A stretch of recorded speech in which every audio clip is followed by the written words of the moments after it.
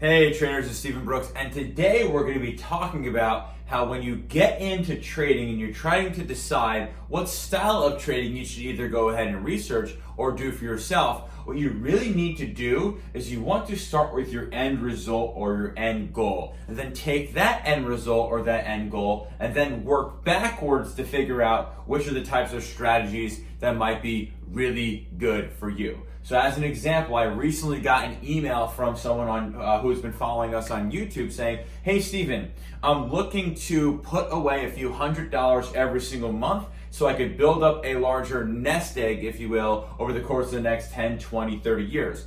What types of trades should I be doing?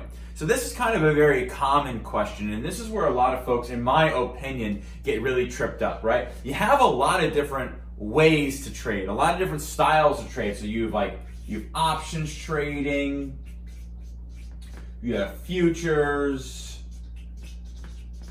you have forex, right? You have dividends, right? You have swing trading, and on and on and on and on. Now again, there are profitable strategies in each of these types of and styles of trading, but not every single one of these types of trading or styles is really conducive to, let's say, as an example, just using that person as an example, for building, let's say, a large account over time. A large account over time.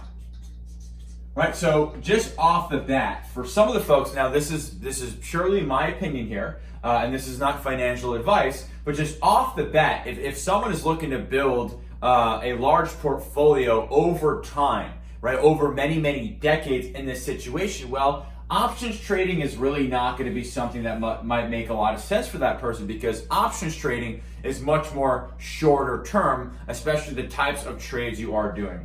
Futures trading, again, is a little bit more short term, and the reason I say that is because, hey, with futures you have to roll those contracts every couple of weeks. So someone who's looking to basically buy and hold, and hopefully over 10, 20, 30 years they make a bunch of money, futures doesn't really make sense. Forex, of course, that is purely a trading vehicle, so that makes zero to no sense for someone who's looking to build up a large account over time.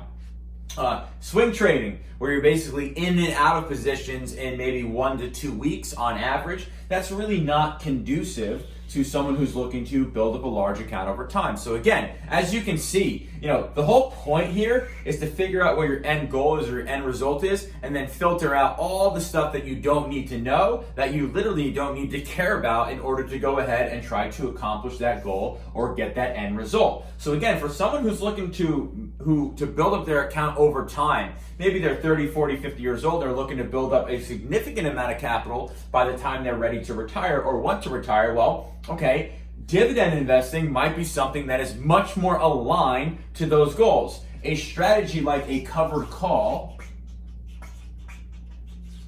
which is a very long-term strategy where you buy the stock and you sell calls against it every single month to reduce your cost basis, right? That is a type of strategy that is much more long-term, okay? A wheel strategy, which is something we've never really talked about on this channel, but that's okay.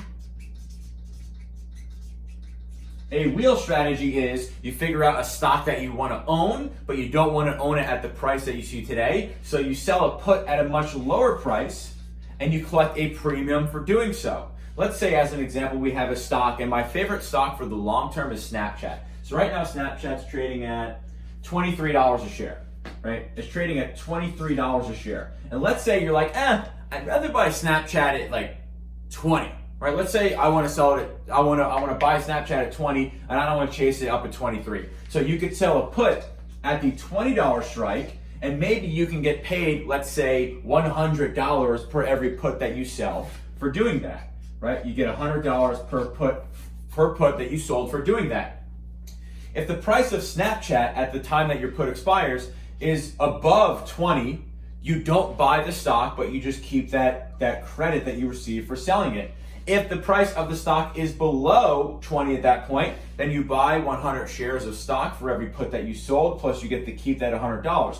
So rather than having to chase it up here, you get to buy it at a much cheaper price and get paid to do so. And then, of course, you can go ahead and maybe sell some calls against it. So again, there's so much out there. There's futures, there's forex, there's weekly options, there's unusual options activity, there's swing trading, right? There's futures. There's so many vehicles and so many different strategies that can be successful, but they need to very much align to your goal or to your end result. So if you're someone out there who is maybe starting out or maybe is not successful as you want to be, figure out what your goal is. Become very clear about your goal. And then once you are very clear about your goal, then you can kind of work backwards and say, okay, is my goal to build up a large nest egg over time? If it is, I really shouldn't even be bothering about learning or researching or hearing about these shorter time frame strategies. I should be focusing on the strategies that allow me to not look at the market every day and to hopefully generate some wealth over time.